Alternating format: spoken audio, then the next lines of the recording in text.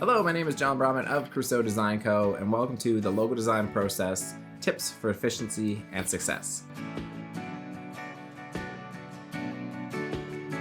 In this class, I'm going to be breaking down all the different tips and rules for every stage of the logo design process.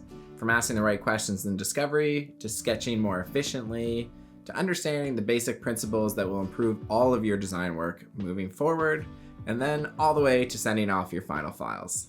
The goal of this class is to make you a better logo designer and have your designs approved faster with less revisions.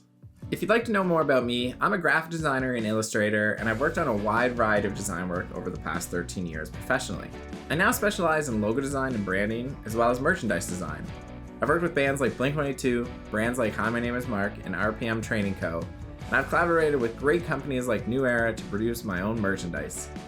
I'm also a longtime Skillshare top teacher, and I've taught nearly 75,000 students, and they've watched over 2 million minutes of my content. But enough about me. This class is aimed at intermediate and advanced designers that have already made logos, but they really want to elevate their skills and save time in the process. So, if this class sounds interesting to you, keep watching and we'll get started.